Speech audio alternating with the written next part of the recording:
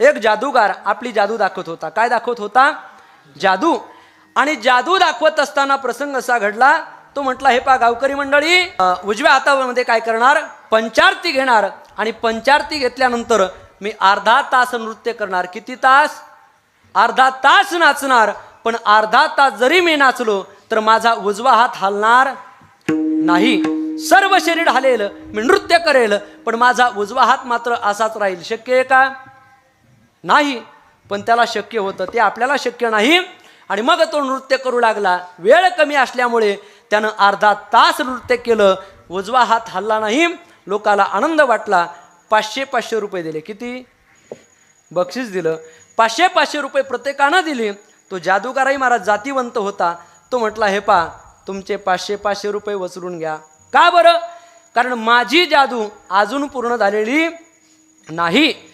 मी जर पुढची जादू दाखवली तर तुम्ही मला गुलाबी नोट द्याल. कोणती? ती बंदच झाली महाराज, कुठे गेली काय मिळच नाही. ती गुलाबी नोट तुम्ही मला द्याल. आणि असं म्हटल्यानंतर ते म्हटले, ठीक आहे. नृत्य सुरू झालं. आणि पाहता पाहता काय केलं? उजव्या हाताच्या या तर्जनीवरती मेणबत्ती लावली. काय केली? पेटवली, प्रज्वलित केली. आणि ती अशी समोर धरली. नृत्य करू लागले. काय करू लागले? कलाकार ते नृत्य करू लागले, कला सादर करू लागले. कला सादर करत असताना उजवा हात असाच होता. शरीर घामाघूम झालं. आणि मग मात्र लोकाला आनंद वाटला. आणि खरोखर पुन्हा टाळ्या वाजवून स्वागत केलं. आणि 2-2 हजाराच्या नोटी दिल्या. किती? 2-2 हजाराच्या. महाराज योगायोगानं मी तिथंच होतो. मी म्हटलं, वा, भरपूर या कलाकाराला बक्षीस जमा झालेलं आहे. आणि आमच्या गावात सप्ताह सुरू होता. सप्ताहासाठी म्हटलं थोडासा हातभार लागेल.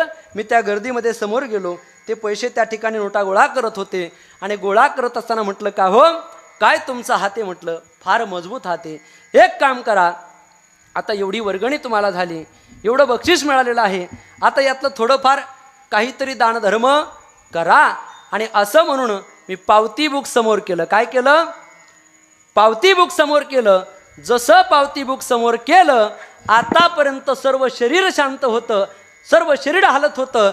आणि उजवा हात शांत होता. आता मात्र उलट झालं. काय? सर्व शरीर शांत होतं आणि फक्त उजवा हात हलू लागला.